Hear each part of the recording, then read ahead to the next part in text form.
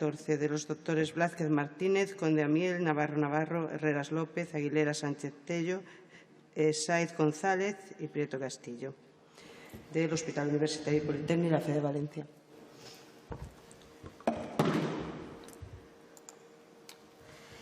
La insuficiencia hepática aguda grave es una entidad cuyos criterios diagnósticos se establecen mediante una encefalopatía hepática, una insuficiencia hepática entendida como un INR mayor de 1,5, tiempo de protrombina menor de un 40% e ictericia. Esto debe estar asociado a un paciente sin hepatopatía previa. A lo largo de los años muchos autores han establecido varias clasificaciones para diagnosticar esta entidad. Una de las clasificaciones más importantes es la de O'Grady, que se basa entre el tiempo que aparece la ictericia y el tiempo que aparece la encefalopatía. De acuerdo a esto, establece como la hepatitis hiperaguda, aquella que se establece en menos de 7 días, la causa más frecuente es el virus de la hepatitis A, el E, el paracetamol, y es la que suele tener mejor pronóstico. La hepatitis aguda considera que es la que se produce entre 8 y 28 días y sobre todo es la producida por el virus de la hepatitis B. Y la hepatitis subaguda es aquella cuyo criterio diagnóstico debe establecerse entre 29 y 72 días. La causa más frecuente es el DILI o la causa indeterminada. Suele estar asociada a un peor pronóstico. Esta entidad tiene una frecuencia muy baja, en torno a menos de 10 casos por cada millón de habitantes y de año. Y en cuanto a la etiología, a nivel mundial varía de distintas localizaciones. Por ejemplo, en el Reino Unido la causa más frecuente sería el paracetamol, mientras que en India o en Bangladesh la causa más frecuente de hepatitis fulminante sería por el virus de la hepatitis E. En España, en uno de los estudios más importantes que se hizo en el 2007, se vio que la causa más frecuente sería la viral, en un 37%, sobre todo el virus de la hepatitis B, un 32% sería de causa indeterminada y en un 19,5% por tóxicos, en el que el paracetamol sería solamente en un 2%. De todos los trasplantes que se realizan en Europa, solamente un 6% se deben a insuficiencia hepática aguda grave.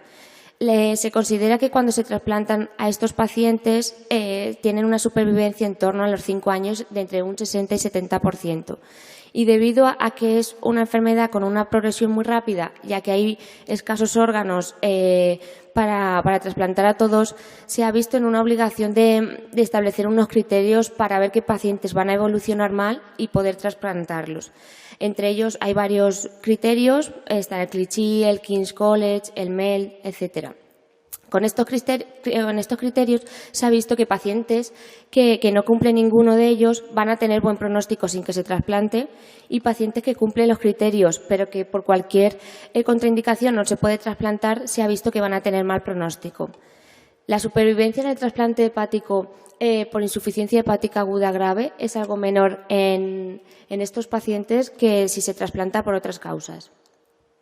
Los objetivos de nuestro estudio ha sido describir las características epidemiológicas, clínicas y analíticas de los pacientes sometidos a trasplante hepático por insuficiencia hepática aguda grave de causa tóxica en nuestro centro, así como se ha comparado las características basales y de la evolución del trasplante entre hepatitis fulminante y por tóxicos entre hepatitis fulminante por otras causas. También se han comparado la supervivencia entre ambas etiologías. Se ha hecho un estudio descriptivo retrospectivo donde se han revisado las historias clínicas de 54 pacientes entre 1994 y 2014 de nuestro hospital que han requerido trasplante hepático por insuficiencia hepática aguda grave.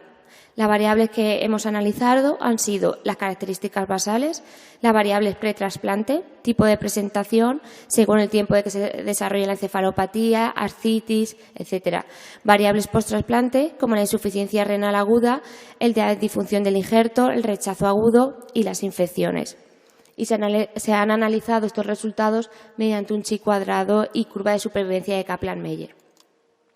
Como vemos en esta gráfica, el número de trasplantes que se han realizado en estos 20 años con esta entidad han sido de 54 pacientes.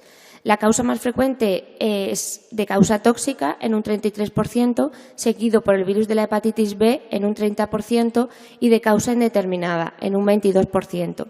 De todos los tóxicos, hemos visto que la causa más frecuente ha sido el paracetamol, en un 33%, seguido por otros fármacos que no han sido ni antiinflamatorios ni paracetamol, y en tercer lugar ha sido causado por hierbas. Es muy importante destacar que los 3 únicos casos que se han trasplantado por hierbas se han producido en los últimos años, en el 2011, 2012 y 2014. Como vemos en esta gráfica, a lo largo de los años ha habido un cambio en cuanto a la etiología de esta entidad en nuestro centro. En los primeros 10 años solamente un 23% se debía a causa tóxica, y a lo largo de los años, de los últimos 10 años del 2014 hasta el 2014, solamente un 48% se trasplantaba por causa tóxica. Como vemos, ha sido más del doble en los últimos 10 años. Esto a cambio de que haya disminuido la incidencia de hepatitis vírica o de hepatitis autoinmune. En cuanto a los resultados de nuestros pacientes, las características de ellos, la edad media era de 34 años, son pacientes bastante jóvenes, sobre todo de raza caucásica y con un ligero predominio en mujeres. En cuanto a los factores de riesgo cardiovasculares, diabetes, hipertensión, dislipemia, vemos que poquitos de ellos tenían algún factor de riesgo porque son pacientes sanos y jóvenes, como ya he dicho.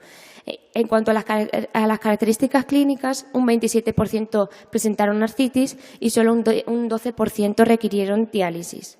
La forma de encefalopatía de estos pacientes era de encefalopatía moderada grave en 3-4 en un 72%. Y el tipo de presentación, sobre todo, era en la mitad de los casos de forma hiperaguda, seguido de la aguda, y en un 12% se manifestaba como una hepatitis subaguda.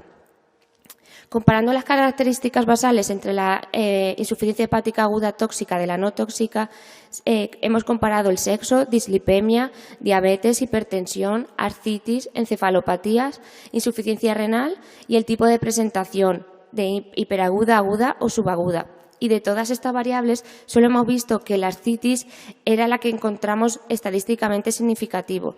En la hepatitis tóxica sería en un 27%, mientras que en un 50% de las no tóxicas sí que presentaron esta artritis. En cuanto a las comparaciones de la evolución, después de trasplantarse hemos valorado la insuficiencia renal aguda, las infecciones, el rechazo agudo, la disfunción del injerto y la pérdida del injerto, y no hemos visto diferencias estadísticamente significativas en ninguno de ellos.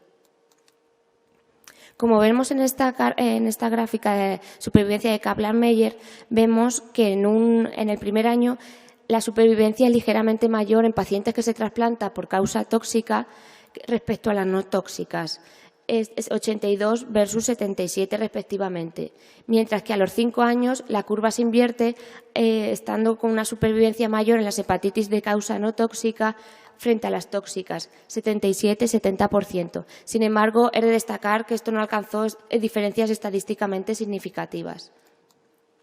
Como conclusiones, podemos decir que el trasplante hepático por esta entidad es infrecuente en nuestra serie, como en la mayoría de las series que se han publicado, con una disminución a lo largo del tiempo del número de trasplantes que se han realizado.